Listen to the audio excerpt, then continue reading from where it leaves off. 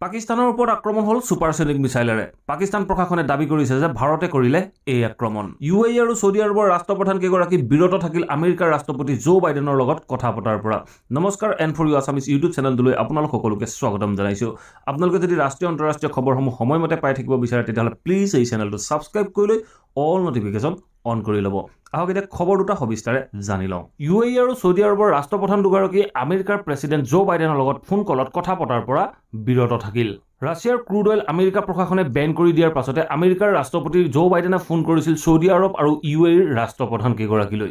UAE আৰু Saudi আৰবৰ ৰাষ্ট্ৰপ্ৰধান কেইগৰাকীয়ে ভাবিছে যে আমেৰিকাৰ প্ৰেছিডেণ্ট জো বাইডেনে তেখেতসকললৈ ফোন কৰিছে তেলৰ বৰ্ধিত দামক লৈ। বৰ্তমান সময়ত প্ৰতি বেৰেল ক্ৰুড অইলৰ দাম $130 পৰ্যন্ত হৈছেগৈ। হয়তো আমেৰিকাৰ প্ৰেছিডেণ্ট জো বাইডেনে সৌদি আৰব আৰু UAEৰ ৰাষ্ট্ৰপ্ৰধান কেইগৰাকীলৈ ফোন কৰিছিল তেলৰ প্ৰডাকশ্যন বৃদ্ধি কৰিবৰ বাবে, যাতে বিশ্বত পেট্ৰলৰ স্কাৰচিটিয়ে দেখা নিদিয়ে।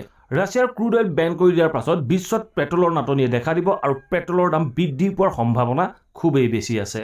আজি কিছুদিনৰ আগত FATFে UAE গ্ৰে লিষ্টত অন্তৰ্ভুক্ত কৰিছিল।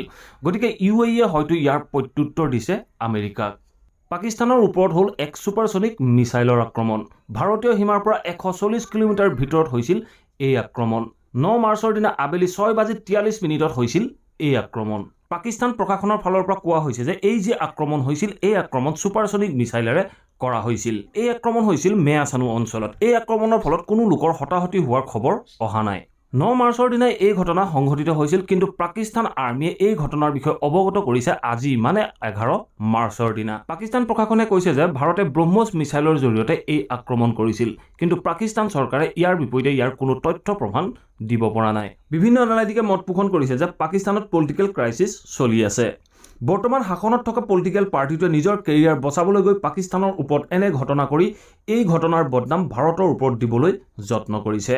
আশা কৰোঁ আপোনালোকে এই খবৰকেইটা শুনি নিশ্চয় ভাল পালে। যদি ভাল পালে প্লিজ ভিডিঅ'টো লাইক আৰু শ্বেয়াৰ কৰি যাবলৈ নাপাহৰিব। আৰু যদি চেনেলটো ছাবস্ক্ৰাইব কৰে প্লিজ ছাবস্ক্ৰাইব কৰি অল নটিফিকেশ্যন অন কৰি ল'ব। যিমান পাৰে সিমান এই নিউজবোৰ সকলোৰে মাজত শ্বেয়াৰ কৰি দিব। ধন্যবাদ।